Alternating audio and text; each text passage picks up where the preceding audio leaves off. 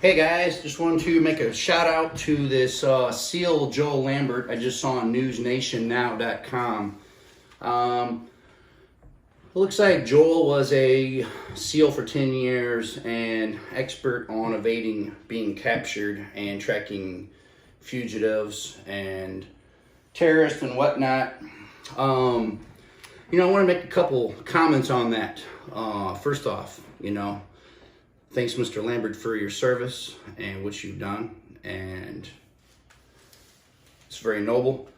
However, I will also say this, I have learned this from working with some of those guys over the years too. At the same time, when the military side tries to get into the civilian side and dealing with, criminal justice, police work, private investigations, fugitives on the law enforcement side or civilian side. I hate to be the bearer of bad news, but I'm just going to say it like it is. I have no idea what they're talking about. Everybody's good at what they do. And, some of the guys I met over the years, like the SEALs and that are great at clearing rooms, great at tracking someone down in a desert, swamp, jungle, mountain terrain, and knowing the mindset, knowing that environment, that training, and that equipment.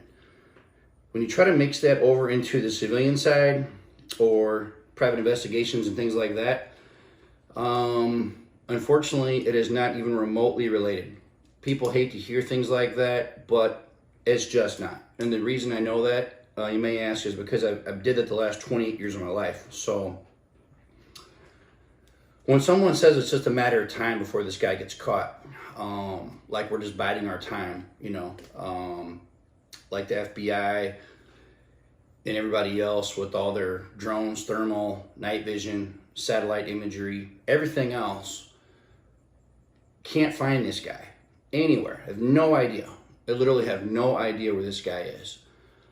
So they act like they're biding their time. Well, here's the deal. They also said that about Eric Rudolph, who blew up all the abortion clinics in the Olympics in Atlanta back in the 80s. 90s, whenever that was. It took them like 12 years to find the guy. And the only time they finally found him is when he had basically, his will to stay on the run as a fugitive had basically just given up. A rookie cop caught him eating out of a dumpster, grabbing some McDonald's. They took that guy in and sent his fingerprints over to the FBI, and they said, "Oh my God, this is the guy." So my point is, don't ever say it's a matter of time, because a matter of time, maybe 12, 13 years. And this SEAL Joel Lambert says he has no theory on where this guy is. Well, first off, I had a theory from day one. And again, it's not at all the theory that everybody has normally. And people like to run out of these missing persons or these fugitive cases and they say, oh, there's a patch of woods across the street. Let's form search parties. Let's bring search and rescue teams. Let's bring dogs. Let's bring in the marshals. Let's bring in the drones and the helicopters and all the SWAT and the personnel carriers. And let's just drive around the woods. And then you get the media involved in this. The parents crying on the news of the victims or the missing person, and now they want to see action. So now the police get really pressured by the media to go along with this little horse and pony show, if you will, and just keep searching the woods in front of all the news cameras when everyone knows the guy is not there. People, just get over it, okay?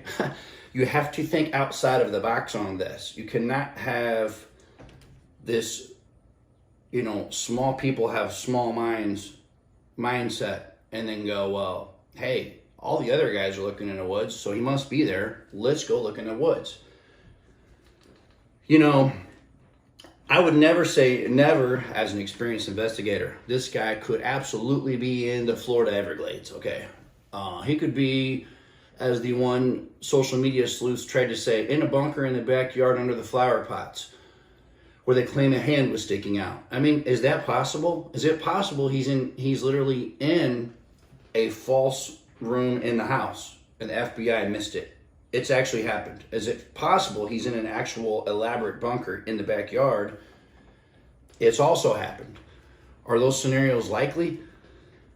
I'm going to say no, and the thing is I have no factual proof of that. It's on years of wiring my brain, training, experience, doing hundreds of cases in law enforcement and private investigations, consulting people, consulting law enforcement, consulting news stories. I would say no. I don't think the guy is in an elaborate bunker under the rose bush in the backyard. I do not think the guy is in the attic. I don't think he's in some panic room. I think that again, my gut's just not telling me that he is camping on the beach, as Dog the Bounty Hunter says, and leaving trash everywhere for people to find. Again, I actually respect Dog the Bounty Hunter the most out of everybody involved because I know he's the real deal. However, I know he's packaging a lot of random things. He's finding in the beach, and he's turning this into all the FBI, and I'm sure frustrating, probably adding a little chaos there. But you have to think bigger. And the thing is the guys with all this training, they should have a theory. First of all, with this amount of training and experience, if you don't have a theory, then you're not thinking like a cop should think, or a bad guy or anyone else. Really, there should always be some theory. And the theory is, in my case, if I'm this guy and I'm wanted by everybody in the U.S. and I'm wanted, and the Everglades are being searched and everything else. I mean, again, is it possible he ran to the Appalachians? He's a survivalist. He knows how to live off the grid. He's obviously not afraid to do that. But there's a lot of heat on this guy. I'm not real convinced of that either. I'm thinking this guy would most likely try to get out of the country. Somehow his Instagram feed was activated live, and it showed a boat with a little milk jug tied to it and floating on top of the water. That could be interpreted thousands of ways. First off, I'm not real convinced this guy is out on some burner phone on social media.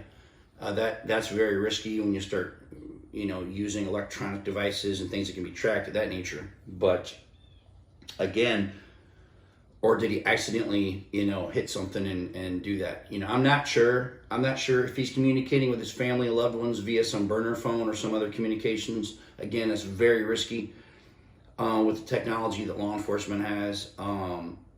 But I'm thinking this guy would be trying to make it to somewhere there off the Florida coast and outside of the U.S. Whatever islands, Cuba, wherever. I mean, there's a lot of different areas around there. It could be risky, and there is Coast Guard always monitoring things coming in and out of there, and law enforcement as well.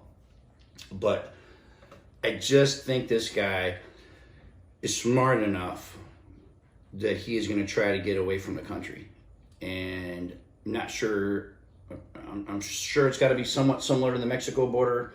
If his family has money, or he had money and he paid someone to try to transport him somewhere.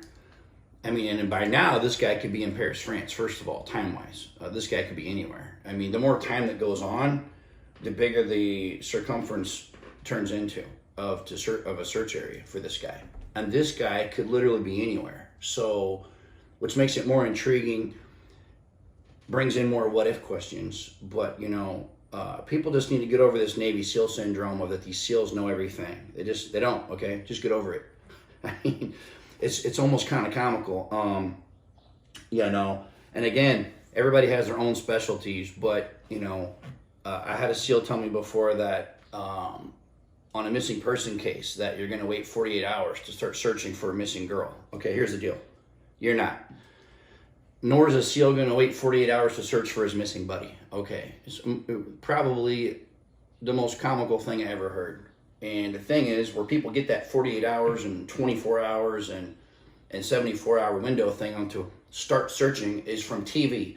And then, yes, unfortunately, you have some of your sheriff's departments out in the rural areas that use that line. And I've even heard some cops in this city use it. But that line is a excuse to get out of doing a police report. And the reason I know that is because I've literally seen cops fired for using that method of thinking.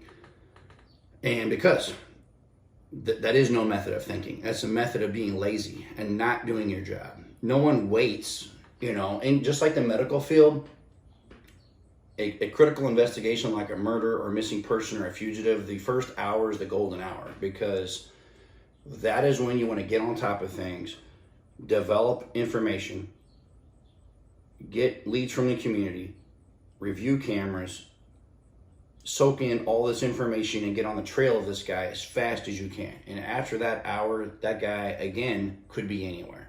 So these people that come up with this stuff, this cookie cutter same things, and the analogy I always use is like, here it is 2021 and police departments are still placing, police cars in bank parking lots throughout the year and throughout the holidays in hopes of deterring criminals. Okay, this literally, they were doing this in 97 when I was a rookie cop.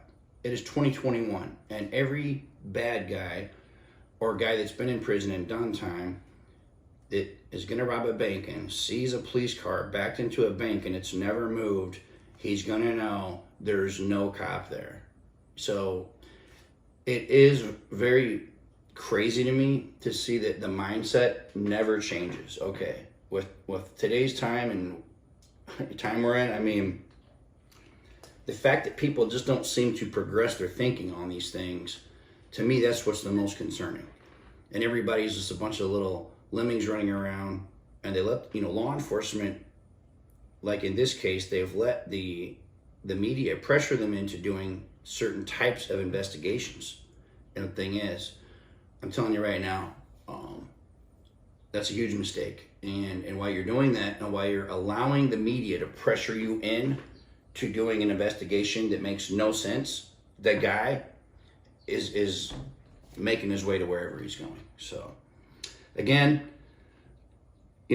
I'm sorry, but they say when you have it, flaunt it. And I'm just not gonna have some SEAL telling me how to find some fugitive guy wanted by law enforcement, and when he has zero training, experience, background, mindset on doing civilian side investigations and fugitives. So yeah, anyways, I think I got my point across.